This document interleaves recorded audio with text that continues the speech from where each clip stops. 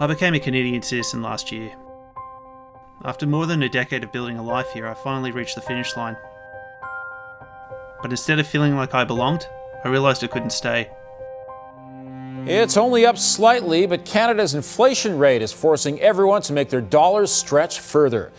There was a smaller than expected decrease in gas prices last month, and grocery prices are up. It appears everything is that much more expensive.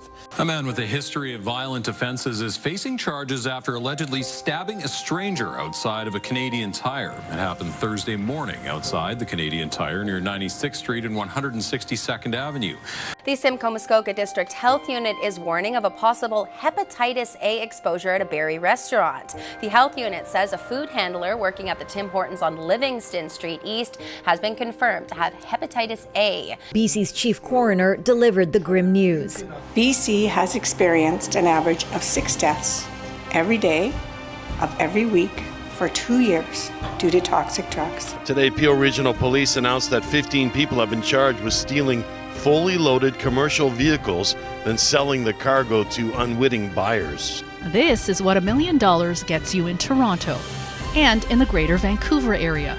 The 37-year-old was at the coffee shop with his wife and daughter at about 5:30 Sunday when he was stabbed following what police have called a brief altercation with another man.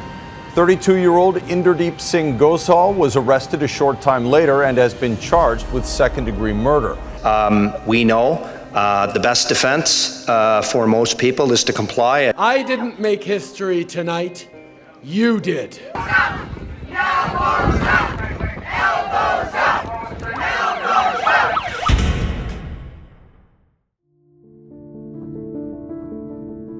Canada wasn't supposed to break us. It wasn't always like this. We grew some of the best years of our lives here, met our closest family friends here, expanded our careers, and on paper it seemed like things could only go up. But things changed, and they changed for the worse. The place we called our new home quickly started to feel like a new prison. Now, everywhere we go and everywhere we look seems like a broken promise rather than an opportunity. We had big dreams for our future in this place, but now we've had to wake up to the reality of it all. There's no way of fixing something that is designed to be broken. Housing, broken. Hospitals, broken. Safety, broken. Schools, broken. Incomes, broken. Government, broken.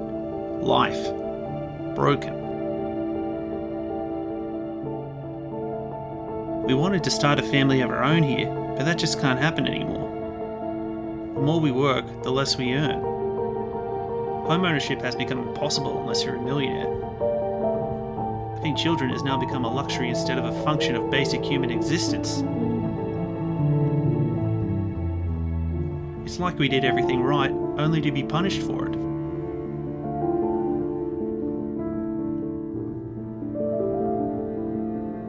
We tried to get creative on ways to make the future we had hoped for a reality, but the harder we tried to make it work, the more it began to slip further and further from our grasp. Sadly, we were staring down the reality of the future of Canada and our lives in it, both of which started becoming bleaker by the day.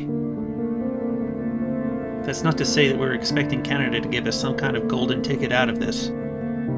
On paper, our lives were getting better, but in reality, things were going backwards. It was getting to a point where we didn't even see each other most days because we were always working. There's no way we could raise the family we had hoped for in conditions like that. It started making no sense at all. We couldn't qualify for a house, but our rent was higher than most people's monthly mortgage payment. Every month the grocery bill would climb, but we'd be eating less. It was obvious things weren't going to change. It was obvious Canada wasn't going to change. And it was obvious that we were the ones who had to make the change. It wasn't going to be easy, but nothing worth having ever is. So I quit my job, sold the car, and didn't renew the lease. And that's to say nothing of the mountains of paperwork involved. I think deep down, part of us knew there'd always be a chance of us having to say goodbye. I guess we just didn't think it would come this early.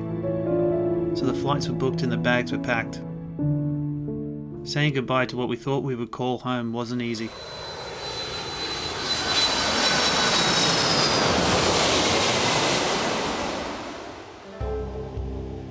It made more sense that if we were going to start a family, then we should already be around family.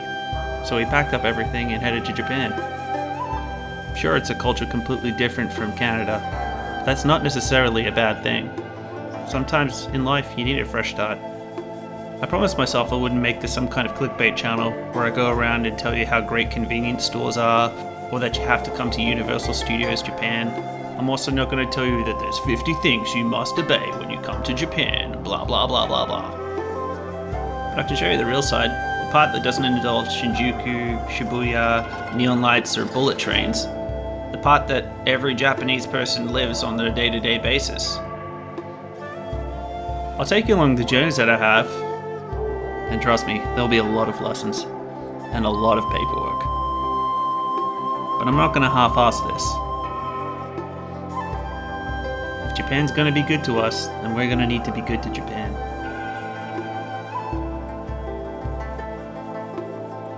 You don't usually get a second chance at making home again, and there's no way I'm letting that second chance slip through my fingers.